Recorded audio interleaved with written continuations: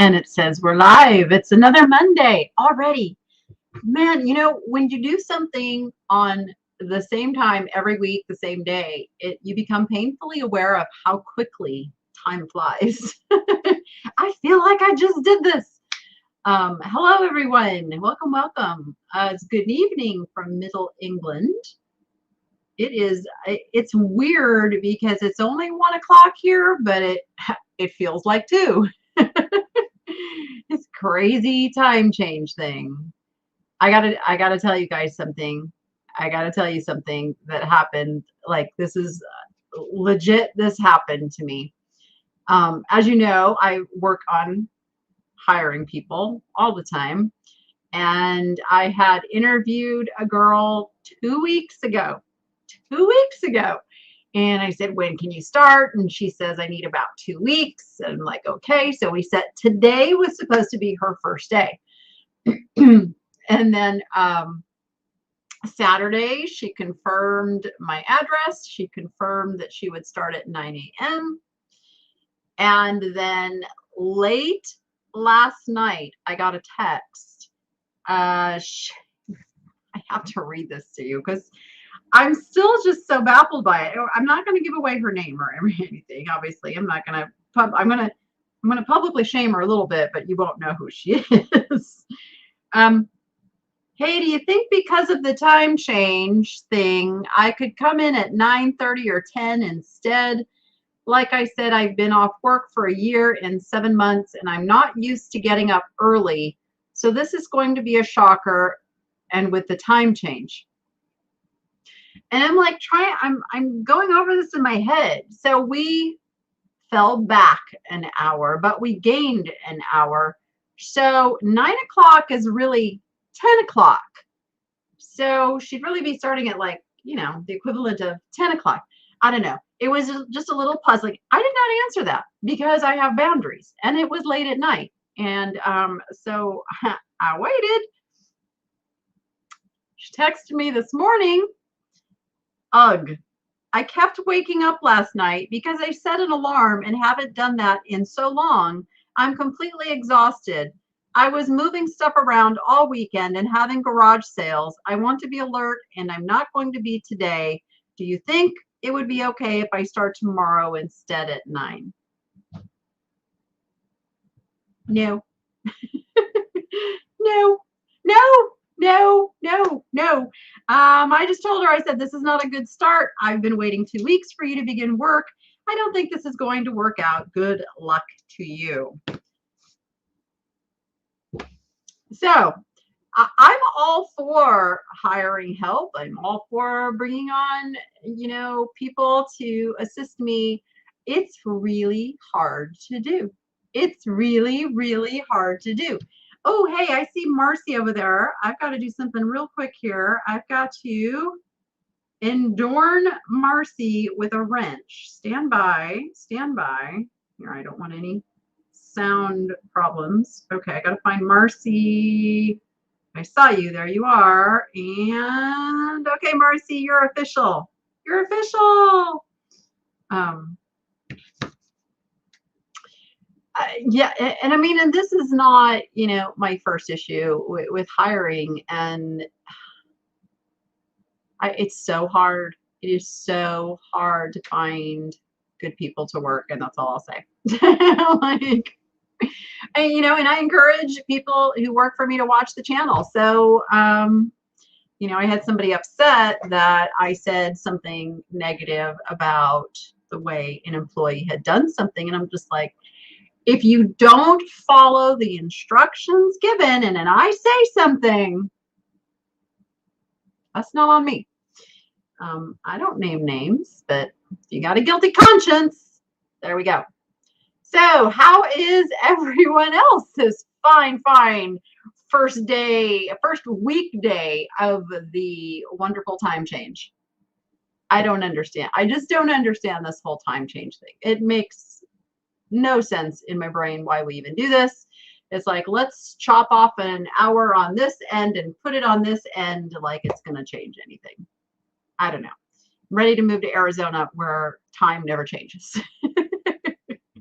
That was one of the really great things about living in Arizona, was that they don't change the clocks. Can I nap for a while before I watch this live with the time change and all? I'm not. Sure, why not? Now I got to come back now and see some of your comments. Yeah, I'm like, hiring is really, really hard. Yeah, but you know what? I keep at it because one of these days I'm going to find that perfect person. And it's not that I don't pay well. I pay well. I don't know what is happening to our world. I just don't know. We are not going to get political. No.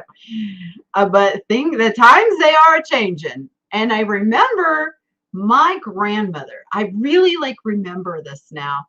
And I think she probably was about the age I am now. And I just remember her being so upset by the way things were changing. I remember, okay, this is really going to date me. But I remember when microwave ovens first came out, and she was so appalled at this thing, a microwave oven, and how could anybody want to just cook their food like that? And yeah, and here we are. I mean, microwaves are like a thing in every single household now. And then now we've got fast food. We had fast food back then, but we did not have it to the extent that we utilize fast food now. Like every corner, you got 2 or 3 fast food chain restaurant things, and heaven forbid they don't have a drive-through now. Like it used to be, you had to actually walk in, and then the drive-through was invented, and then oh my gosh. And but now I feel bad for those businesses that don't have a drive-through, because all of us lazy people are going to go to the one with the drive-through unless their food is just so phenomenal. But yeah, things just change, and I guess the newer generations coming in, it'll just be normal, and us old people will pass by the wayside, and then the new generations will come in, and it'll be something different, and that's just the way the world turns, just the way it goes. Even subways have drive-throughs now. But there's something about being there and being able to tell them, yeah, I want that and that and that. Nope, not that.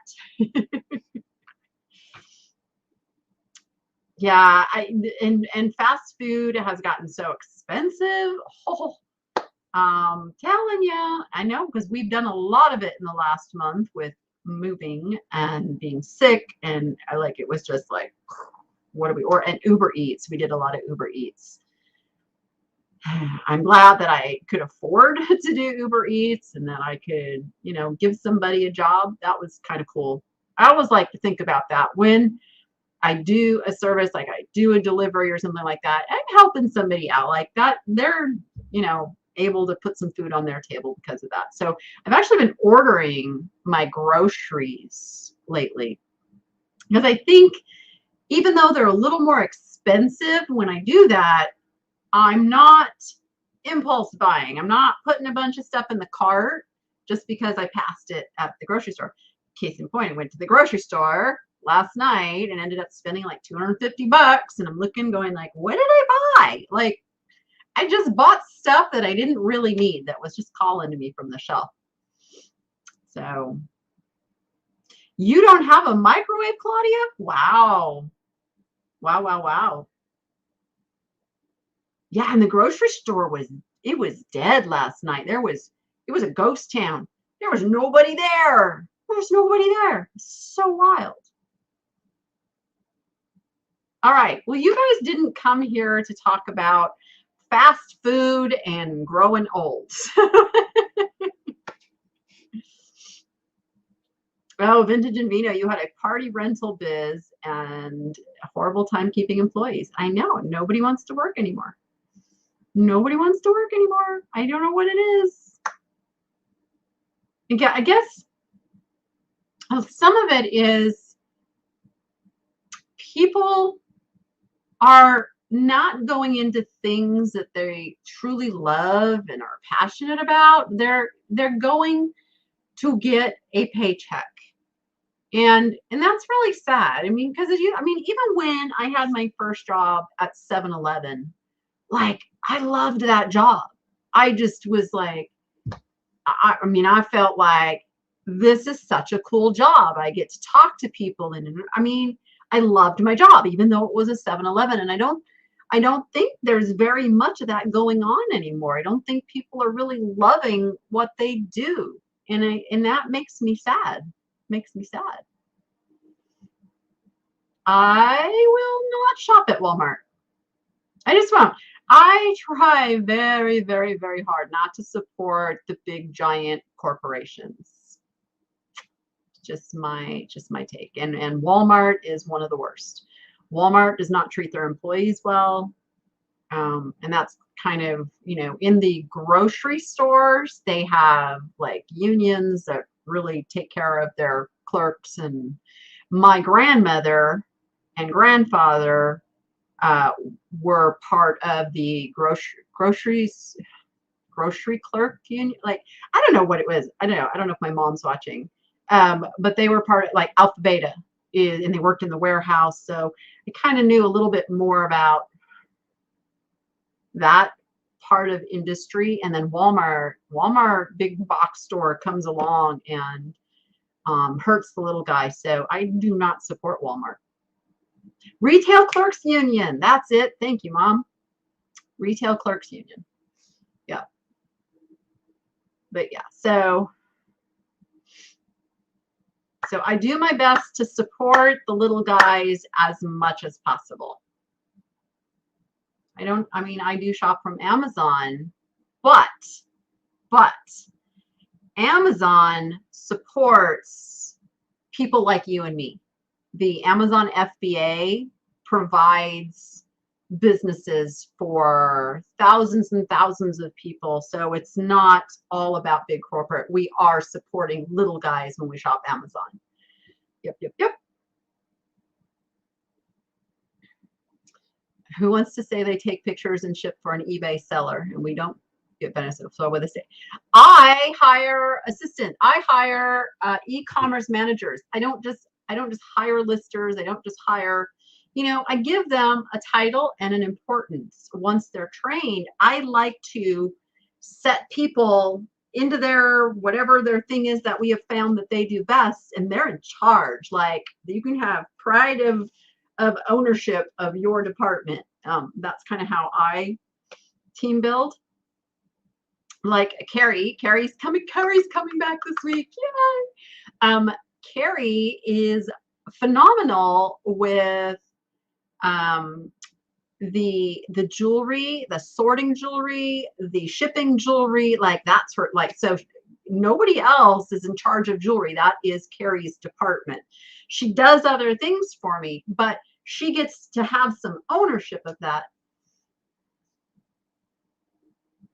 Hi. Oh, thank you for that super chat. Hi, caught your Murano class. You have a new fan. I'm going to watch it again with a notepad. Awesome. Thank you so much. Yeah, for anybody who doesn't know, I did a whole series called the Untapped Treasures series, where I went into all different kinds of glass, mostly glass. Maybe all glass. Maybe I never even finished the series. But I really deep dive into each type of glass. So there's a playlist if anybody has missed that and wants to go back and watch that. So thank you.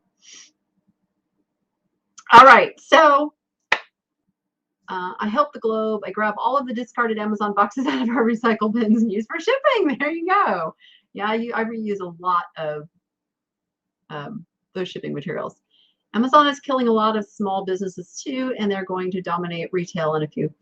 Yeah, Amazon does sort of dominate retail. I mean, they are to the commodities market what eBay used to be to the collectibles market. But you know what? Here's the thing with small business. You have to pick the right small business. If a small business is starting up today and trying to be competitive with something like Amazon, you better bring something to the table that Amazon can't do, and something that matters to consumers. And there are still those opportunities. But if you go into something trying to compete on something that it's a losing battle, then you have to relook at your business model that you're going into. Amazon's here to stay. And that's the other thing, is you have to figure out which battles you can pick too. Amazon's not going anywhere. Amazon's not going anywhere. And I personally am so thankful for Amazon. You know, when I am out of printer ink, I'm sorry, I don't run down to the office supply store anymore. I go to Amazon because I can get it in a day. Now, if that office supply store wants to compete with Amazon, they're going to have to get me that ink in one day delivered to my door. I mean, that's the challenge that they have to face. And if they can do that, then I'd be happy to buy from them. But that, you know, there's different criteria that people pick to shop from. Amazon did take over Whole Foods. Yes, they did. But I can tell you the people at Whole Foods made out really well with that deal. I mean, there was a lot of happy people with that deal. So,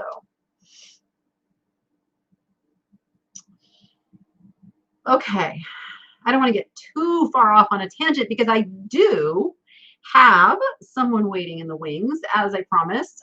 Last week, I brought on some people who wanted to talk about things to do with their business. And I thought, you know, it is so much easier for me to be able to ask questions in real time, no lag, you know, look at an item, whatever that is, and then go over and research and do all that. And that we're going to do it again this week. So I am going to bring Maria on. Maria, are you ready? Okay, she's ready. Hello, Maria. Tell everyone, you have a store, right? eBay store. eBay store. Tell us what your store name is. A Ladybug GTV or Ladybug Gun Thrifting Vintage. Let me see if I can find you via the Google. Is it like it's spelled there in your? Yeah, exactly. Okay. Let me see. I found you. I love it. I mean, that I'm telling you, it's the thing about having a store is if you Google it, the way somebody tells you it's spelled, it usually, boom, will come right up. So let me share the screen. Let's see. I think we do. There we go. So here is your store. That's a really nice, colorful, engaging picture you have for your header. I like that. How did you come up with the name Ladybug GTV? Oh my God, it was my email nickname since I was a teenager. Okay, all right. So art glass collectibles, mid-century modern decor. So before I even scroll down, how many of you over in the chat are waiting for me to scroll down? Like this looks enticing. This draws you in. You want to see more. Let's just see what the consensus is over there. You guys are still talking about Walmart. Nice header. Yes. Carol over on Facebook is saying yes. Terry says go. Yep. Yes, yes, yes. Love it, love it, love it. All right. I want to see her items. So you did a really good job there because you compelled people to now want to scroll down and see what's in your store. So let's go scroll down and see what's in your store. You have 520 items. That's a nice amount of items listed. Now, it's in best match. What I'm going to take a peek at is your newly listed and see what we got. Those look like Mary Engelbright. They're handmade because it's polymer clay and. Okay, those are really cute, but they have a very Mary Engelbright feel to them. I guess it's the checker, yeah, along with the cherries. So you have some really nice items. So your header really set up for what's actually in your store. I love it. What do you guys think over in the chat? You like what you see here? Is this a store you'd like to shop in? Oh, I love the bunny in the cup. That's great. Very nice, very nice. And from what I can see, your pricing is good. Your pictures are good. Okay, awesome. Let's get to your question. Let me reduce that for now. Bring you on. Okay, what is your question for me? So I found this one. Okay. I know, got to get used to the little camera thing here. Okay, that's interesting. Yeah, I bought it because I wanted to learn, because the sticker says Dorothy Thorpe. Oh, it does. Can you get the sticker a little closer for us so we can? Go. So it's a Dorothy Thorpe, and the cool thing is somebody did not remove that sticker, because I bet most people would have no idea that that was a Dorothy Thorpe. Yeah, and I wanted to learn about what she did and how to identify her pieces for a long time. So I bought this as a educational piece. I love it. So, okay. But I can't find anything like it anywhere. Okay, so let's go over. Let me share my screen again, and we will go over to eBay. We're going to put in the obvious because we know it's Dorothy Thorpe. Now, is it a vase? I think it's actually a glass put into the resin base. So I would say it's a glass. I'm just going to put Dorothy Thorpe glass. Whoa, we got 1,480 results. Yeah, and what you got is this. What you always get when you're asking about Dorothy Thorpe. So here's what I'm going to do. First thing I do is sort by highest first. And now what most of Dorothy Thorpe's stuff has silver somewhere in the title. Yep. So here's what I'm going to do. I'm going to go minus silver. That's going to bring me down to 241 listings to go through now. Little easier. And I'm just going to take a peek and see if I find anything that is on that same kind of basis. This one kind of, a little bit of the same technique.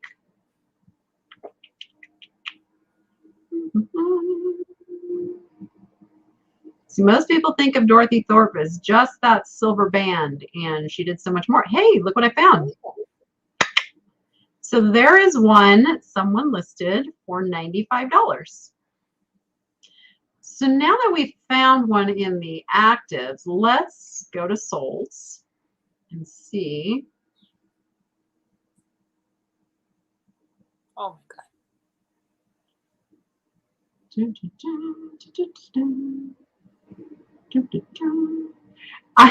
I found out recently, somebody was watching a video from a while ago. I have a Dorothy Thorpe plate, and on the back of it is this little, just a little like a label printer label somebody put. I don't even remember what it says. Somebody said, "Do you know you have a love spell on your plate?" I'm like, I did not know this.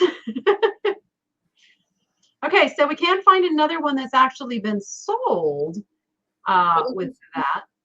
Another glass that sold for $200. But well, yeah, you've got, this is very similar in that styling. So the other thing I'm going to do is I'm going to go over to Worthpoint. Let me just take that. I looked Worthpoint also. I have the subscription, and there are some resin bowls, but not the glasses. Okay. Okay, so now I'm in Worthpoint. So let's call it Dorothy Thorpe. I'm just going to put in glass and resin this time and just kind of see what else comes up. Now this is sorted by sale date. Only 18 results, so nothing's coming up with those words. Let's see if I can see if their search works the same way. I don't think it does. It still wants to bring up all the silver, which is kind of difficult. What is the motif on that? Let me see one more time. Grapes. It's grapes. Okay, that we can work with grapes. Let's go with grapes. Oops. How about I spell it right? let's see. The cool thing is that we already know someone's got one for $95. It's a fairly rare piece. How much did you pay for it? Just build the sticker of $3.99. $3.99. Yeah, I don't see any over in Worthpoint either. So you paid $3.99 for it. Yeah, and I bought it for like to learn about Dorothy Thorpe because there are a ton of those silver rimmed everything, and I wanted to learn how to identify them. Yeah. So we got some questions over here. So the grape frosted part is a resin, right? Yeah. Yeah. So it's glass in resin. And that makes me think, so in your research, is Dorothy Thorpe still producing goods? Oh, that I didn't look up. Because when did resin start becoming popular? Like the 80s, I want to say. So I found like her resin even on Worthpoint, like bowls. Like the whole piece will be made of like this type of resin, but nothing that's combined. Right. So, I mean, we've spent a few minutes. Obviously, we're taking a little longer researching because I'm, doing it live on a show. But at this point, with the results that I've found, I would list that as Dorothy Thorpe. What did the one call it that, hold on a second. The one we found for 95. Let's see what they called it. Where did you go? Where did you go? This is the plate that I have, and my plate has a love spell on it. Where did that go? There it is. So they called it a vase. And because you have a single, I think I'd call it a vase. But it's a stemless glass, wine glass in there. So it's not going all the way down, but like the glass part ends here. Oh. So it's definitely glass. Just because a single glass, though, is going to be a tough sell. Yeah, I know that. I mean, let me see it again. Okay, and let's see the inside. You can still call it a vase. Okay. You can still call it a vase. Yeah. I mean, here's the thing. Try it as a vase. If it doesn't sell, you can also turn around and try it as a glass. We got nothing to lose. Nothing to lose except a little time. And I would probably list it in the $100 range based on, finding somebody else. I wouldn't. So here, let me show this listing again. So this is the listing that we're looking at. Vintage Dorothy Thorpe, grapes, leaves, glass, resin, vase, very rare, good condition. I don't like that title. Mm-hmm. I would call yours. I'm not even, I'm using vintage less and less in title because it's kind of a given when people are looking for things. Are people actually typing in vintage? I think they are if there's a vintage version and a current version and people, actually want the vintage version. But I think people are dropping the vintage when they're doing searches. So you guys be careful about using that term just on everything that's vintage. I think if somebody was looking for this specifically, they would be putting in Dorothy Thorpe glass vase, and see if you say glass vase, you're still getting people looking for the glass. Yeah. And then I would put, I don't know if I would call it resin or I would call it acrylic. I bet it's more acrylic than resin. Yeah. I would say acrylic frosted grapes. You see that? I mean, little differences in the words can have a big impact. Like this person put in, very rare, good condition. You don't ever want to put that in your title. No. That should be right here. and they didn't even use their condition description, but that's where you would put something like that. Yeah, go for it. Put it at $100 with best offer. We'll see. Now the thing is, if you got an offer for $50, would you take it? I think yes. Okay, good. Because good. it's like it's just a single item, and I just wanted, I like shipping because it means I sold something. That's right. So the cool thing is, you listed at 100. If somebody lowballs you at $50, you have to remember you only paid $3.99. You are making a whopping amount of profits. Yeah. Take the money and run. Yeah, exactly. Yep. Anybody have any questions for Maria on that piece? I do, Kathy. I ask everyone who comes on and we talk about a piece and you get it listed, let us know when it sells. Absolutely. Clothing, you use vintage all the time. Hardwoods, rarely. I do usually put date like 70s. Yep, that's good, Tommy in Seattle. Yeah, and clothing is one of those things where somebody, if they are looking for vintage clothing, they are typing in vintage. So you would want to use it on clothing. There's one on Poshmark for $125. It might even be the same seller. Dorothy Thorpe passed away in 1989. Yeah. I wonder how long her company went on, though, producing under her name. Yeah, I wouldn't use lucite, Ginny, unless we could verify that it was, in fact, lucite. I think this is more like to me, it's like an 80s piece, maybe 70s, 80s piece. So I don't think lucite would be the right term. I think it is an acrylic, though. Yep.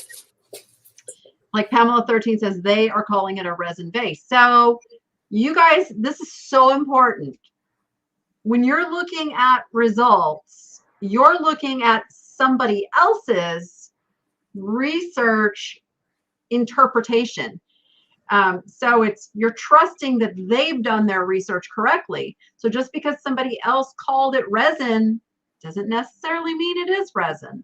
So you have to look at the piece in your hand and question and go, is resin the best term for this? Or can I say acrylic, which is a sexier word? Acrylic just sounds better than resin. So if you can say acrylic and the time period is right for acrylic, then say the bougier name. I don't think lucite is a brand name. I could be wrong. No, it's not. Material. No. It doesn't say, but she is in the Corning Museum. There we go. Right on. Was that your only piece for me, or did you have something else to go? One more. One more. Let's do it. You're the only one who showed up today. Oh, that is so cool. Yep, exactly my thought. It's got little and these birds, bird feet.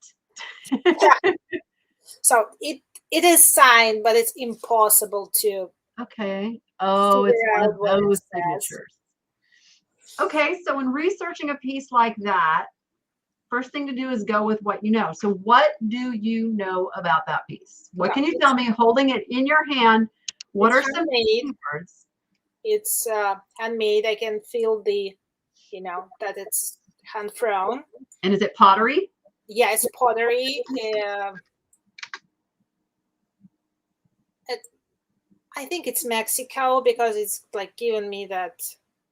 Could be, but you don't know for sure yet. So you don't want to use that yet. And so we've got pottery, but looking at it, like what is the distinct feature on that? The birds. The birds. And so I tried like 3D birds, pottery vases in all the possible combinations, and like figural birds vases, and nothing. I put in pottery bird feet just as a start to see if anything comes up. I know a lot of people are going to say use like Google Images. Have you? Oh, that was horrible. I tried. Yeah, I'm not a fan of the Google image search. Christy, who moderates in the Niche to Profit Facebook group, loves Yeah, to use she's like a Bing. Bing Yeah. magician. I can't All right. recreate her results.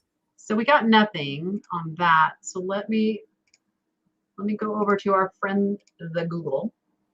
I never do a live Google search, everyone. If you've known me any amount of time, you will understand why. Because it sometimes come up with most interesting results. Oh, I've had some bad things come up. Yeah. That's like just Not good. Let's see. So I just did just a basic image search, not a put in an image and search, but I type and then select the images tab just to see kind of what will come up if anything looks similar. And this is one of those pieces that you just might get to just list it at whatever you want because there are no results. And like the only thing that you can decipher in this signature is 2002, so it's recent. Oh, you do see a 2002? Yeah. Perfect. Love when there's a year. So I will put in a year then, because that can help you kind of narrow down a possible artist.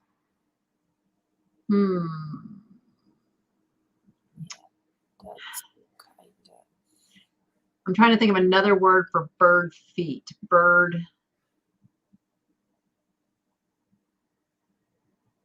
What else would you call it? It's bird feet. Yeah. Christy's ears were burning. She snuck in and we were talking about her. They want you to show it again. Let's show it again. It's the colors on it make me lean toward it even possibly being like a majolica. Those rich, vibrant colors. It's very interesting. It's definitely like artist piece. It's not a touristy, Right. And I would say it's South American. That would be my leaning. Yeah, because these guys look like parrots mostly. Yeah, so we're getting some suggestions. So talent, they're not really talons, guys. It's the feet of the pot and they're birds. There's no talons. That's not the right exchange of word. So when tribal piece, could be tribal piece. So this might be a really good piece to run an auction on. Okay. Because you don't want to, so you list it, and let's say you list it for some crazy high price and it sells overnight. You will always wonder, oh my gosh, was it worth so much more? So that way, this is a perfect opportunity. You do an auction format at a price that you would be happy if it sold. And then if it is worth like thousands of dollars, you're going to get more for it. The person who is waiting for somebody to list this bird-footed pottery from this certain artist that they've been searching for forever, they've got the saved search. It's going to come up. They're going to get in on the action there. So I would parrot-footed. Oh, parrot-footed. See, now trading out. I'm going to change feet to footed. Oops. I know you guys can't see me do this just yet. Hang on. I will share. I will show my results. How do I get that back on the screen? Push the right button, Danny. There we go. Yep. Still nothing. Nothing. It's a very, very unique piece. I mean, the closest you have is something like this. It says it's from Nicaragua. And what did you pay for it? The usual Goodwill price, $3.39. That's awesome. Something I saw it. I recognized it like an artist work. It's like signed, handmade. Yeah. Those colors. I'll take it. And then I do research and it's nothing. Oh, Christy wants to help you. So she says when we're done, send her images on a white background. She will hunt it down. Okay. Christy can hunt things down. Oh yeah, like her being magic is just outstanding. But yeah, I would probably do it on auction.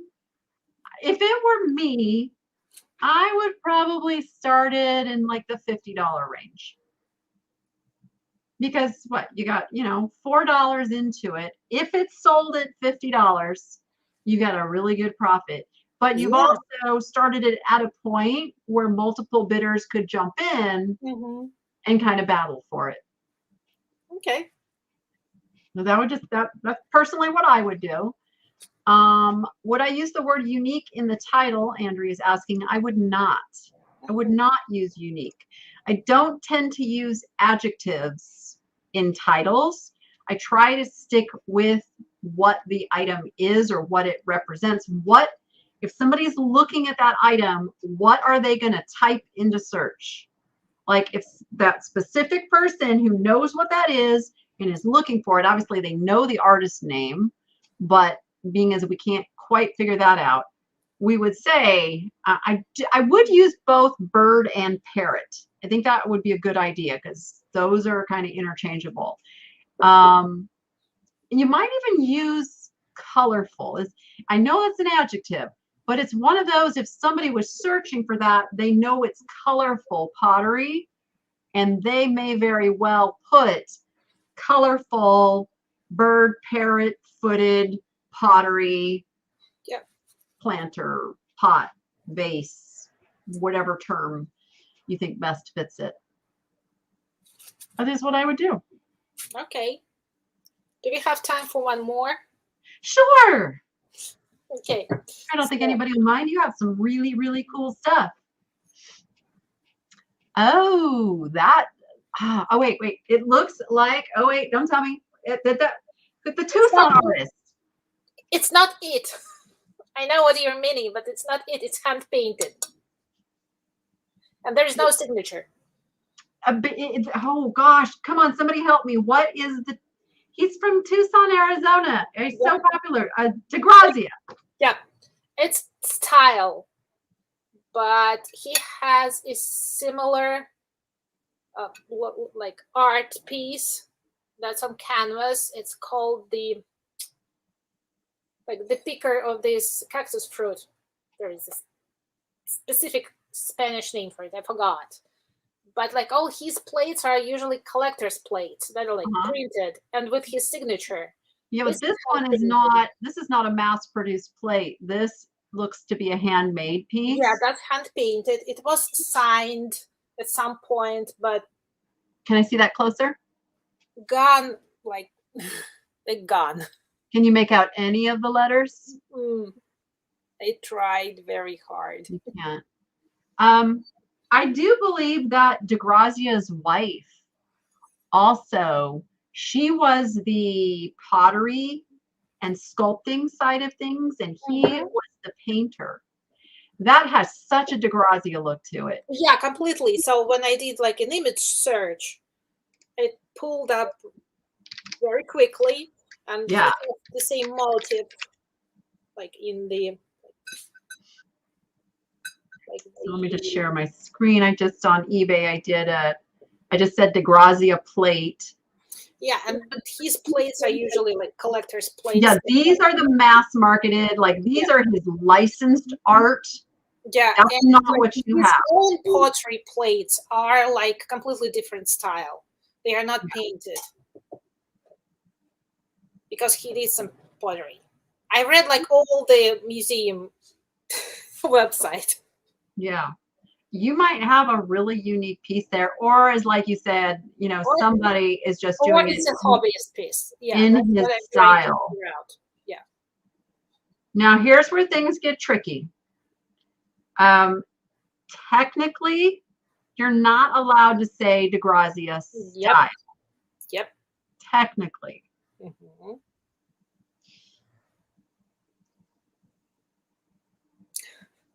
I'm not going to tell you one way or another what to do, but I would probably figure out a way to get DeGrazia into that title, because somebody looking that likes that styling is going to type in DeGrazia, and that is how that piece is going to get found. You may be able to do it through item specifics in the area where it talks about style and that kind of thing without putting it in the title. Yeah, yeah. But Jordan's watching. I never see her in my chat. She's usually calling. I would figure out how to get DeGrazia in there, because somebody who loves DeGrazia is going to love that plate. Yeah, I think I'll put that specific Spanish word for this girl, like the collectors of this cactus fruit. They call the specific name. I thought putting it in the title. Show it to us again, because maybe somebody in the chat can help us with that one. So she's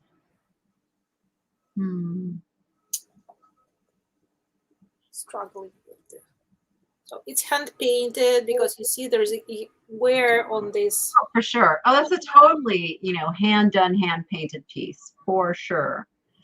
Nopalitos? Yeah, something like that. Yeah.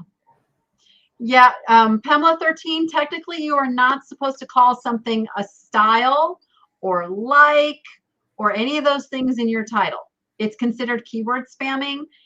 Do sellers get away with it? All the time. That's why I say,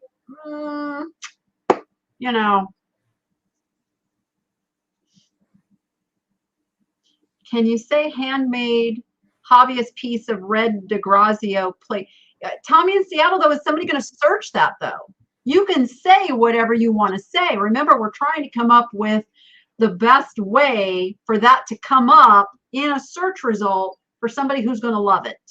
I mean, that's our whole goal with this unique vintage, one-of-a-kind kind of stuff. Is it's not so much about calling it what it is as calling it what is going to cause somebody who wants to buy it to see it in a search result. I mean, we can solve that problem. Like, we're going to all be selling stuff like crazy.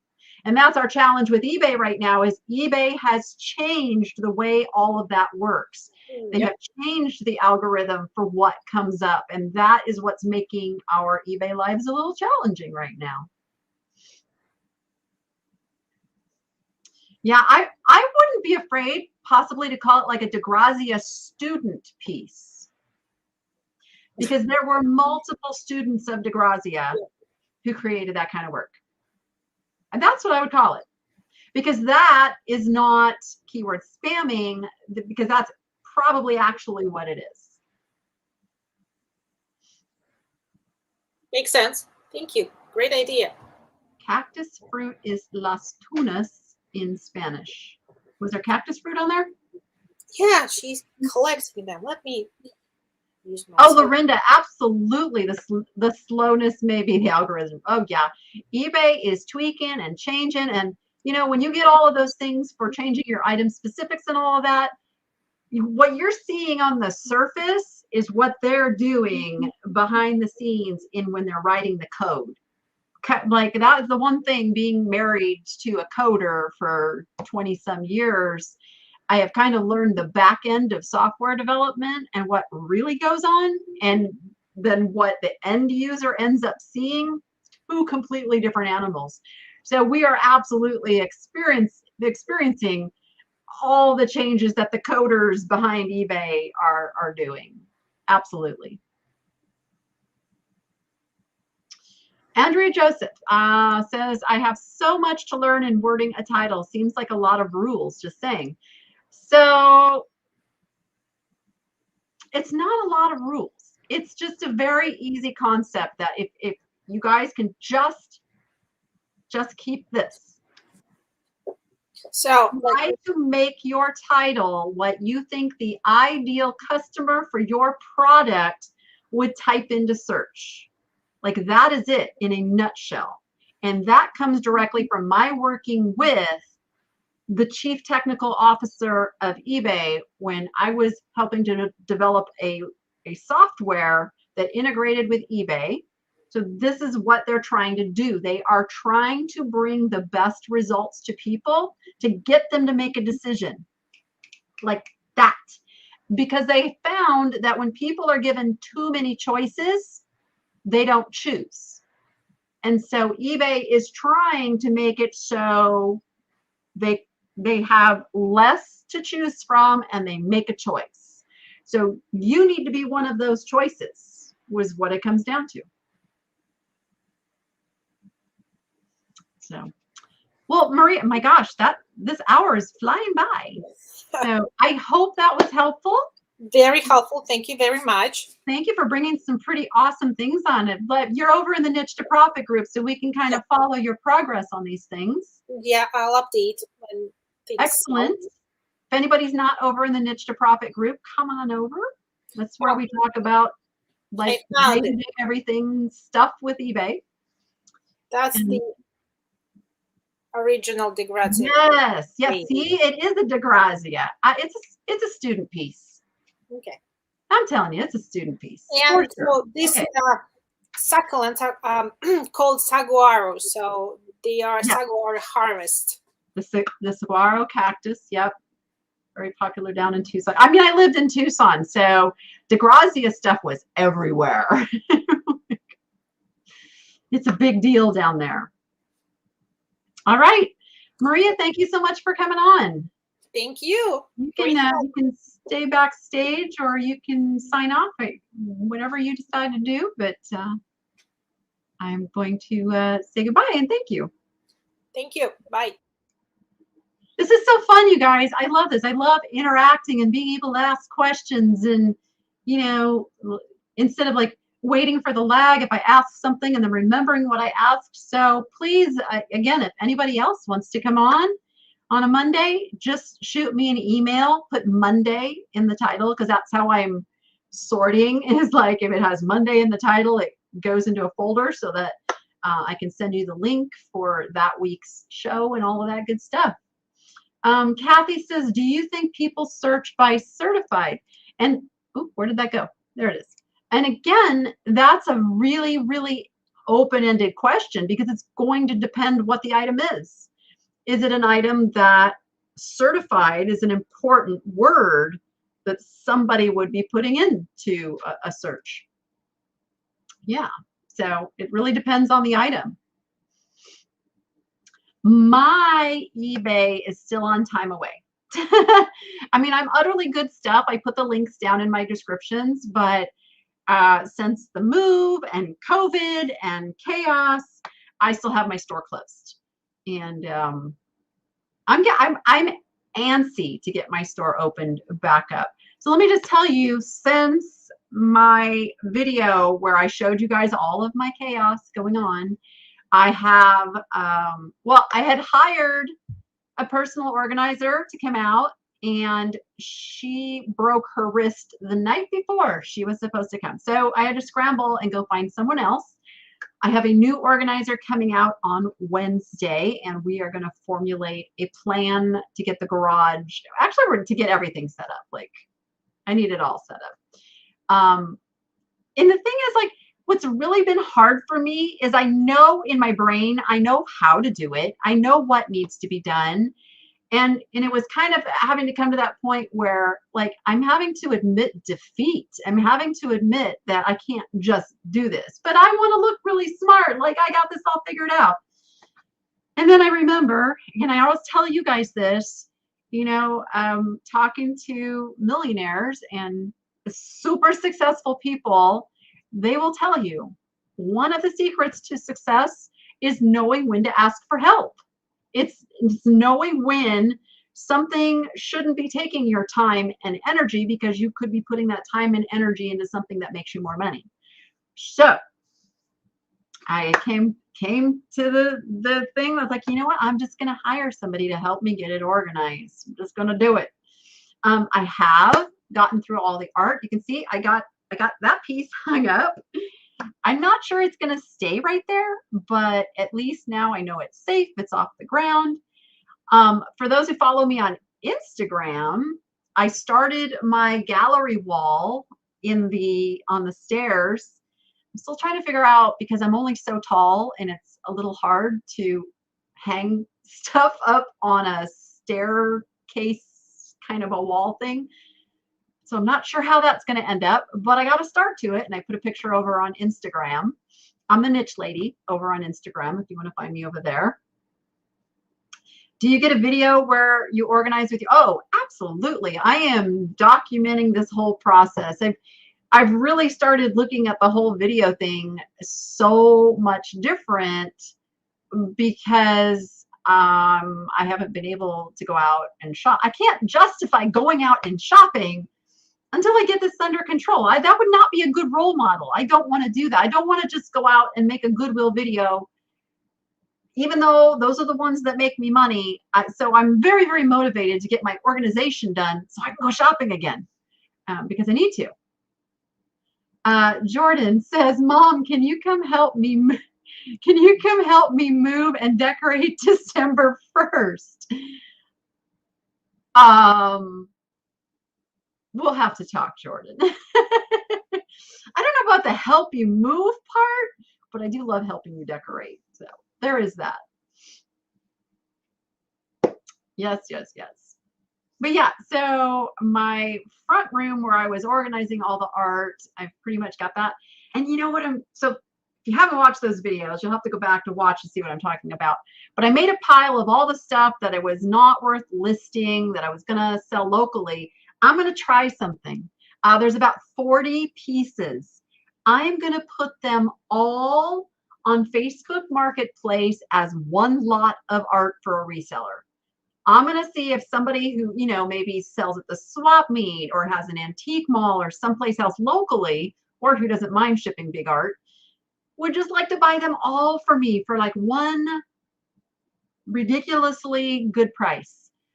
So I'm going to try that and see how it works. How great would it be to just have somebody come pick all of that up and then that pile's gone?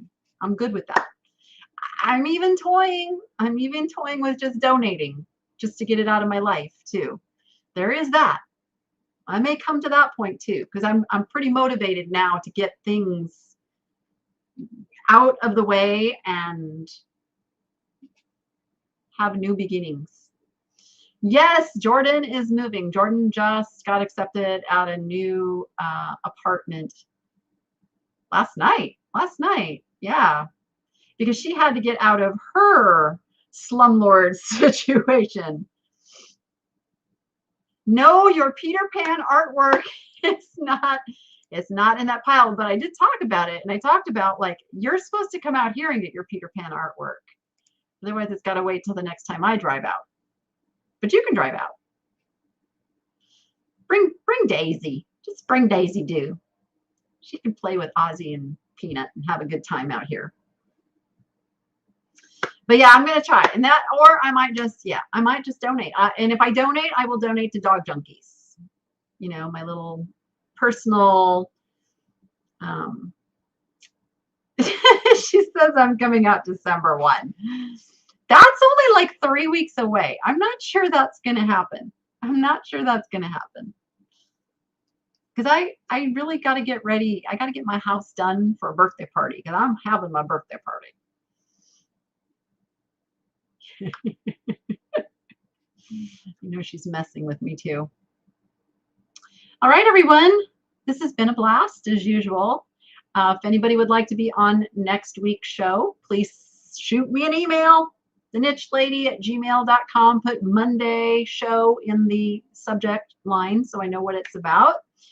And you can bring on an item, or we can review your store. We can talk about anything to do with reselling.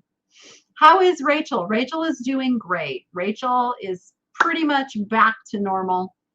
Still has a little bit of stuffies, but pretty much we're all like, we're back doing good. I'm actually drinking something new, you guys. Let's see if, Jordan, let's see if you Let's see if you approve. It's called Body Armor. So it's like a Gatorade, but it doesn't have like the artificial. It doesn't have like the high fructose corn syrupy kind of sugars in it. This is made with coconut water, and then it's got electrolytes, potassium, antioxidants, B vitamins.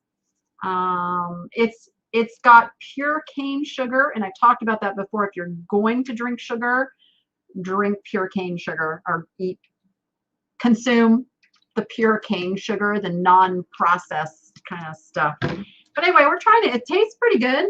I'm starting to get my my taste back, which is yay. So things don't all taste like chalk. Yeah, so ingredients, there's filtered water, pure cane sugar, coconut water, citric acid, dipotassium phosphate, which is an electrolyte, vegetable juice concentrate, ascorbic acid, which is vitamin C, magnesium oxide, another electrolyte, and natural blueberry raspberry flavor. And then B vitamins and all that. Yeah. No, that was it. I just read it to you. So I listen. I do. I follow. She says, how many words are there that you can barely pronounce? None. I'm good. Death pile, a bunch of stuff waiting to be listed, sold. I don't like to call it a death pile. I like to call it a profit pile because it's all your profits sitting in a pile waiting to be realized. Look at it as money, money, money, money, money. And sometimes there are mistakes in there. If you are going through stuff as I have been doing, and I'm going to be doing, I'm sure, with more stuff as I start going through it, you look at stuff and you go, like, I shouldn't have bought this. Don't put good time after bad. Take it, release yourself of it, redonate it, do something with it. If you have a savers, you know, if you redonate, they give you 20% off, which usually, I don't know, it's not quite enough for a savers. What is going on back here? My goodness. Peanut. Oh, that's because Rachel's in the doorway.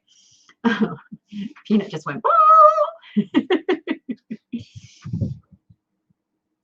do I think Mercari would be good for beginner resellers? I'm not a big fan of Mercari. Try it. See what you think. Yep, redonated stuff can be a write-off. We're at the end of the year. Take your write-offs. Do not feel ashamed if you made purchasing mistakes. Even the most experienced, long-time sellers make buying mistakes. I still make them. And big retail, big corporate buyers make mistakes. So don't beat yourself up that not every single thing that you buy is worth listing. Know when to release that bad juju, let that stuff go, and move on to more profitable stuff. So there you go. I think somebody's playing ball with the dog back there is what's going on. All right. All right. If you're waiting for me to ship something to you, that is happening this week. In fact, this is really crazy. I got to show you guys this. These are all the invoices that I have to ship out. As I said, I got Carrie back. I'm putting Carrie on the jewelry. Those who have been so patient waiting for their jewelry boxes, you're going to get extra goodies in those boxes, you guys, because I appreciate just putting up with how long this has taken. So many things that happened that were unexpected, and thank you for kind of going with the flow with me. All right, everyone, have a fantastic week. I'm going to finish up tomorrow's video, which is I did buy some stuff on an online auction. Okay, I was bad. But most of what I bought was like for myself, and then I bought a few things for resale to offset what I spent on myself. So I do a whole video showing you what I got. That will be out tomorrow. And with that, go be profitable and make it fun. And we'll see you on the next one, everyone. Bye. Bye.